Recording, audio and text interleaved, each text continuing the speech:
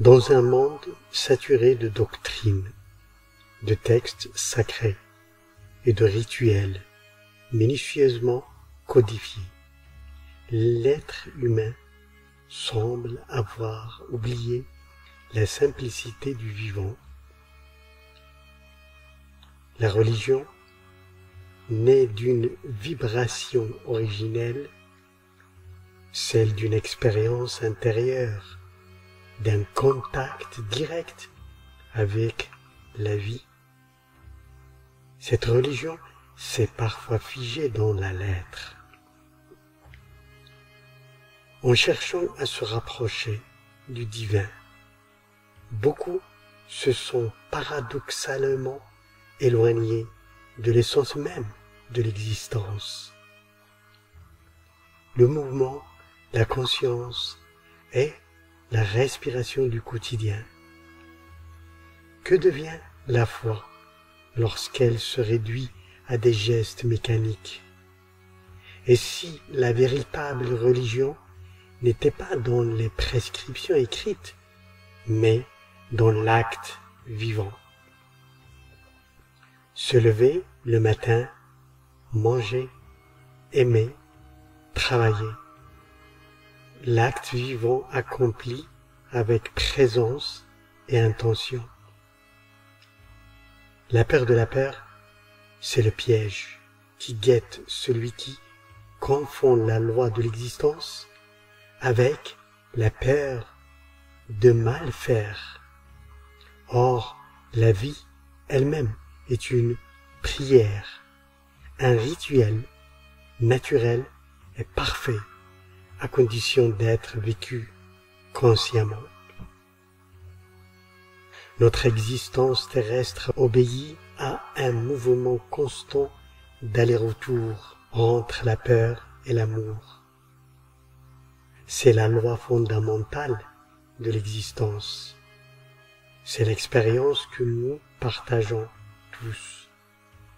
Mais si nous nous enfermons uniquement dans les textes, nous perdrons ce mouvement et cette vibration. Que restera-t-il alors? Il restera l'application mécanique de recettes toutes faites. Certains religieux, les moines par exemple, s'enferment dans les textes. Des textes morts. Ils vivent dans l'écrit, mais pas dans le réel. Même la vie réelle devient pour eux un passé figé. Ils le font parce qu'ils se trouvent eux-mêmes dans l'anomalie. Une vie figée, celle des écrits, du passé, d'une mémoire morte. Bien sûr, ces textes sont porteurs d'informations sur le subtil, l'au-delà du visible, mais encore faut-il savoir les utiliser dans un processus vivant, présent, raccordé à la loi de l'existence, qui est celle du passage sans cesse, du mouvement sans cesse, de la peur vers l'amour, autrement dit, vibrer. Les musulmans pratiquent 5 prières quotidiennes, à des heures précises, avec des sourates déterminées et des gestes codifiés. Un véritable mode d'emploi figé dans le temps. Ceux qui ont instauré ces rituels l'ont fait à leur époque, à partir d'une vibration vivante, d'une expérience profonde. Mais ceux, aujourd'hui, qui se contentent de les reproduire sans intention intérieure, ne touchent pas cette vibration. Ils ne font que dupliquer mécaniquement. S'il y a une intention sincère, le rituel retrouve toute sa valeur. Mais si l'attitude se limite à se dire « j'applique la règle et tout ira bien », alors là c'est une illusion. Voilà la différence essentielle entre une pratique vivante et une répétition morte. Dans la première, nous traversons la loi de l'existence. Nous avançons du négatif vers le positif. Mais dans la seconde, nous restons prisonniers d'une forme vidée de sens. C'est le danger des textes sacrés lorsqu'ils deviennent figés. Ils cessent d'être source de vie et se réduisent à de simples prescriptions. Pourtant, à l'origine, ces enseignements naissent d'expériences intenses, portées par des hommes et des femmes en contact direct avec cette dynamique fondamentale. Mais ce qui était vivant à une époque se cristallise. La véritable question n'est donc pas de rejeter les textes, mais de les réinscrire dans le flux vivant de la loi de l'existence. Si nous restons prisonniers des mots, nous perdrons la vibration, et sans vibration, il n'y a pas de vie. Ce que j'appelle la loi de l'existence, c'est ce voyage permanent, ce mouvement réel que nous vivons tous, se réveiller, se laver, se nourrir. Voilà déjà une belle religion. Je n'ai pas besoin de texte, il suffit de le faire en conscience. Quand j'agis en conscience, je suis en harmonie avec la loi naturelle de l'existence, comme l'oiseau qui, à son réveil, se nourrir et nourrir ses petits. Cette loi se retrouve aussi chez les végétaux, toujours en mouvement, vibrant pour fuir la mort.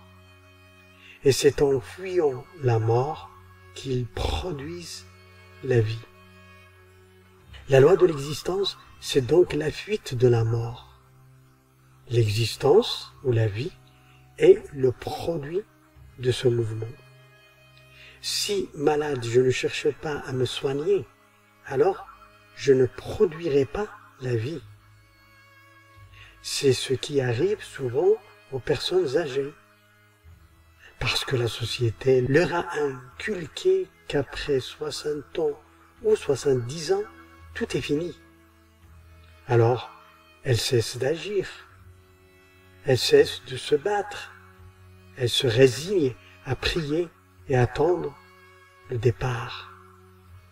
Mais en abandonnant toute activité physique et mentale, ces personnes âgées cessent de produire de la vie et exposent leur corps physique à la maladie et à la fatigue, à la vieillesse. La vraie religion, c'est donc la religion de l'existence, celle de l'être simple qui se réveille le matin, se lave, se nourrit, travaille, puis rentre chez lui le soir, mange et se repose. Rien de plus à ajouter. Si cela est fait avec perfection et conscience, tout est accompli. Mon message s'adresse aux religieux, à ceux qui compliquent sans cesse leur vie et celle de leurs disciples, en multipliant les pratiques et les rituels, en espérant mériter quelque chose dans l'au-delà. Un paradis pour les musulmans, par exemple. Celui qui mène une vie naturelle, sans rajouter des couches artificielles, vit déjà une pratique religieuse parfaite, parce qu'il applique la loi de l'existence. Il fuit la peur vers l'amour. Elle fuit la mort vers la vie, la maladie vers la santé. Il vit en harmonie avec cette loi et la respecte. Le reste n'est que rajout, et peut-être même devenir nuisible. À force de couches accumulées, nous ne savons plus où donner de la tête. C'est le rôle de la machine religieuse. Rajouter des textes, des prières, des mantras, des pèlerinages, des obligations, des rites, etc., qui souvent ne servent à rien, voire deviennent nuisibles. Ils peuvent engendrer des êtres qui ne vivent que dans les écrits.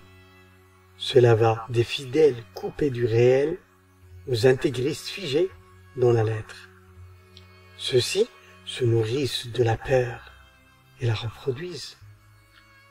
Ils génèrent des actions qui portent la peur, qui créent le négatif et entretiennent ce cercle sans fin, le samsara. Ils n'aident pas l'humanité à se libérer. Bien au contraire, ils veulent la dominer.